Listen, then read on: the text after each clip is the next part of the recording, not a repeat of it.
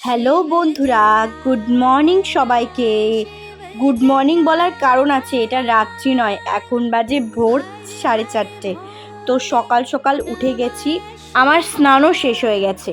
আজকে শ্রাবণ মাসের শেষ সোমবার, একটু মন্দিরে যাব আমি আর আমার বর, তাই সকাল সকাল উঠেছি। এই দেখো বন্ধুরা, আমার গোপু সোনা কি সুন্দর করে ঘুমাচ্ছে। দেখো, ওকে এখন তুলবো, ওকে এখন জাগাবো, ভোলে বাবার মাথায় জল ঢালবো। আসলে কি বলতো, বাড়ির ঠাকুরকে না দিয়ে আমি কোথাও যাই না, তাই আগে বাড়ির পুজো শেষ করব, তারপরেই যাব। ভোলে বাবাকে সুন্দর করে সাজিয়ে দিলাম, তারপর এই যে সব ঠাকুরকে খেতে দিয়ে দিলাম। এখন আমি আর আমার বর বেরিয়ে পড়ব।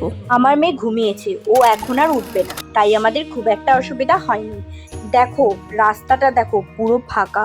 এখন বাজে দেখি ভালোই লাইন হয়েছে, তাই আর কি একটুখানি দাঁড়িয়ে তারপর জলটা ঠিক মতোই ঢাললাম। ভিড়টা ভালোই পড়েছিল, মন্দিরের ভিতরে অনেকটাই ভিড় ছিল। আমি আসছি 6টার একটু আগে, আর দেখো তাহলে আরো লোকজন কখন এসেছে, এত সকাল সকাল এসেছে, বাপরে বাপ। এই দেখো বন্ধুরা, আমাদের দিনহাটার বড় শিববাড়ি। দিনহাটার লোকেরা তো অবশ্যই জানো, আমি বাকি লোকেদের কথা বলছি। তারপর চলে আসলাম আমাদের দিনহাটার থানাপাড়ার মন্দিরে। এখানে না সুন্দরভাবে পুজো হচ্ছিল, মানে লোকজনের ভিড়টা একটু কম ছিল, অনেক শান্তি করে সুষ্ঠুভাবে পুজো দেওয়া যাচ্ছিল। আর ওই বড় শিববাড়িতে বাপরে বাপ, কে কার ওপরে জল ঢালছে কিছুই বোঝা যাচ্ছিল না। যাই হোক, পুজো দিয়ে এসে রান্নাবাড়ির এখন তোড়জোড় চলছে। সকালে সবাই খাবে, দুপুরে খাবে, তাই একবারেই সব রান্না করে ফেলা হচ্ছে। এই যে দুপুরে মেয়েকে একটু খাইয়ে দিলাম, এখন বাজে ঘড়িতে ঠিক 3টে। আর এদিকে দেখো আমার মেয়ে টিভি দেখছে আর খাচ্ছে।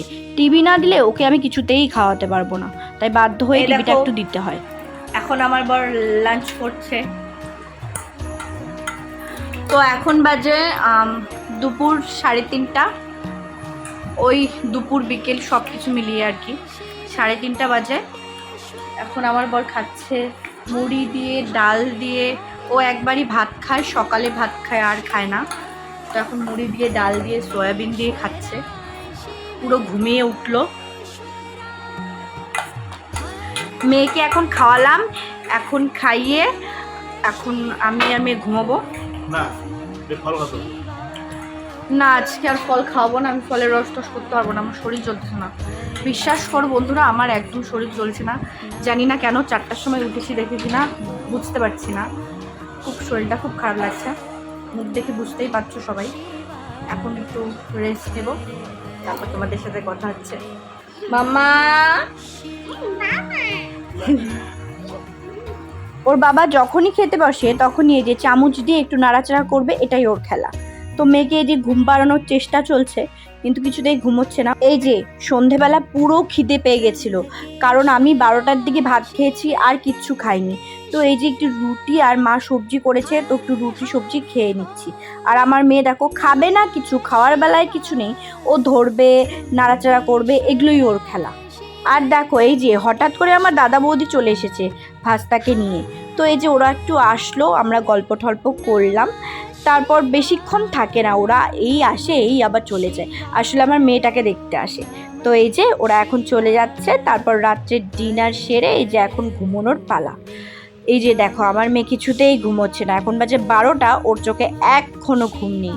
ওর বাবা কিন্তু ঘুমিয়ে পড়েছে, কিন্তু ও ঘুমোচ্ছে না। বলো টাটা, টাটা। আজকের দিনটা এইভাবেই কাটলো।